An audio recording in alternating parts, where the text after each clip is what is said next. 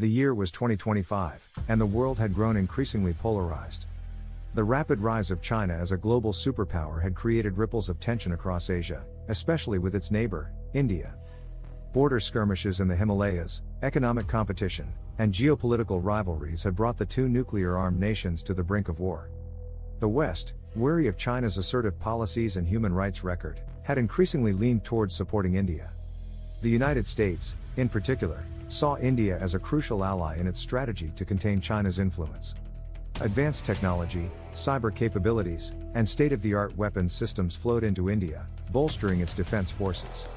In June 2026, a border clash in the disputed region of Arunachal Pradesh escalated into a full-scale conflict.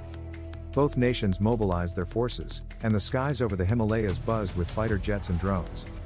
Chinese troops, bolstered by their numerical superiority and advanced Russian-made equipment, pushed deep into Indian territory. India, with its newly acquired Western technology, countered with precision strikes and cyber attacks that crippled Chinese logistics and communication networks. The conflict quickly drew in regional and global powers, each with their own stakes in the outcome.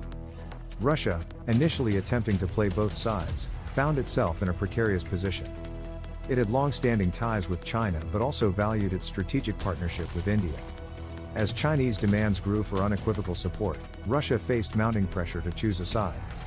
In a high-stakes diplomatic gambit, Russian President Putin decided to side with China, supplying them with critical military intelligence and equipment.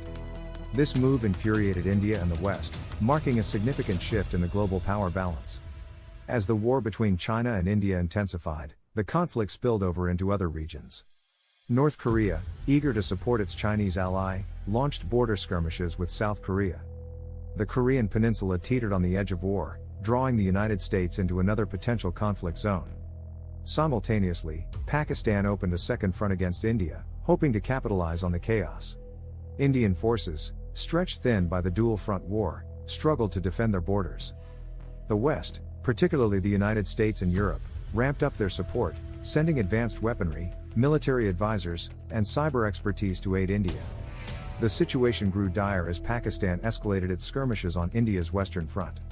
The US president issued a stark warning to Rawalpindi: cease the hostilities immediately, or face American military intervention.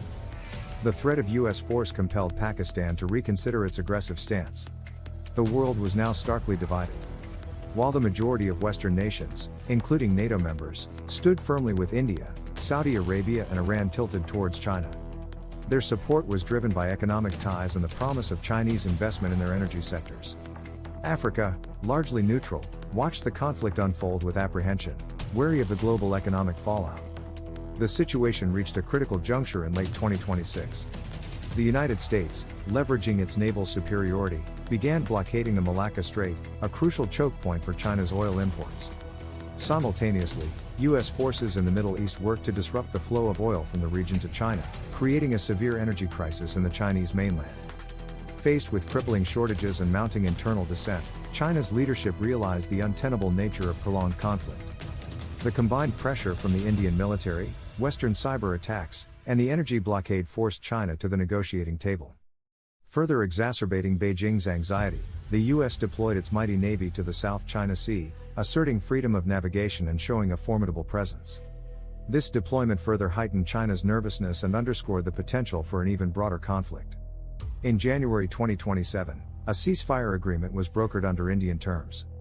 The accord required China to withdraw from all occupied territories and hand them back to India, demilitarize the border regions, and agree to economic reparations. This agreement marked a significant victory for India and a diplomatic setback for China. The war left an indelible mark on global geopolitics.